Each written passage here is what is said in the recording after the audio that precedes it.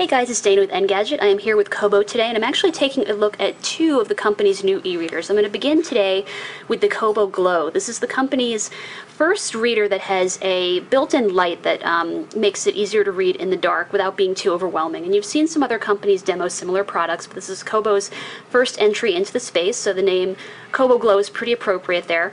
You'll see that the screen is pretty bright here. It's set at its maximum setting, but there's a touchscreen slider here that I can use to adjust the brightness depending on my environment and how much light I think I need. And if I want to turn the light off altogether, there is a button right up here, and it's right next to the power button, the power lever right up there.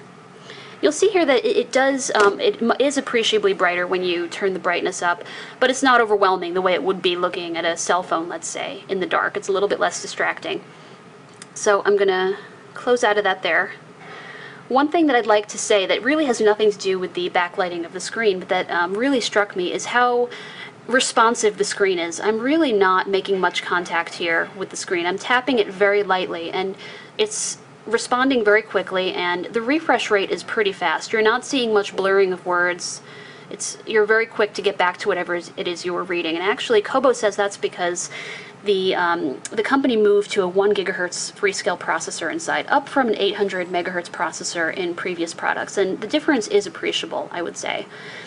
Looking at the industrial design, it's classic Kobo here in the sense that it's a soft touch back. You've got these crisscross lines here, and it's definitely very comfortable to hold. This is a 6-inch reader, I should say, and it also has a higher resolution than it did last time. It's 1024 by 758, so it's a higher pixel density than before, and as you can see, I hope, from this video here, it actually is a pretty crisp screen. It's definitely readable, and it was readable even for me from a few feet further away, and I'm nearsighted, so that's a vote of confidence there. I want to set this down for just a minute. I want to show you one other e-reader from Kobo. This was also just recently announced. I'm going to bring in the Kobo Mini, appropriately named because it has a 5-inch screen compared to the 6-inch screen here.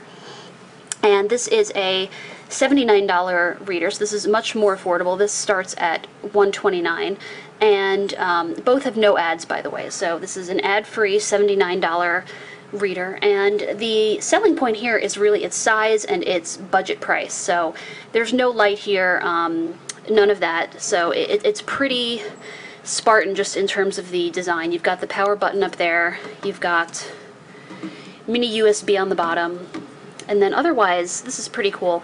This has a removable back. Red is one of the colors you can buy separately. Actually, if you were going to get the white version, it would have a silver back, and likewise, if you were going to get the black version, it would have a black back. But there's going to be 3 separate, more colorful options, and this is my favorite. And this snaps off, revealing a non-removable sort of underlayer. So you can't get into what's underneath it. You can't get underneath to the battery or anything like that, but you can remove the back, and so that's pretty nice. You'll see that it is similar in design, as I said, to other Kobo products. It's a little bit less soft than this finish. It's a little bit harder, but it still is surprisingly soft. This is not just cold, hard plastic. It has a little bit more of a satiny feel to it. So I'm going to do a quick comparison here. Obviously, the screen size on one is bigger. The screen is equally responsive here. Again, I'm not bearing down hard with my fingers. I'm just tapping. The refresh rate is a tiny bit slower. That's because this does have an 800 megahertz processor versus 1 gigahertz. The difference is noticeable, but it's subtle, and it's definitely, I think, something you can deal with, especially if you're paying $50 less for this reader here. And both will be available next month, October, so take a look out for those. The Kobo Mini for $79 and the Kobo Glo for $129. Thanks a lot. Bye-bye.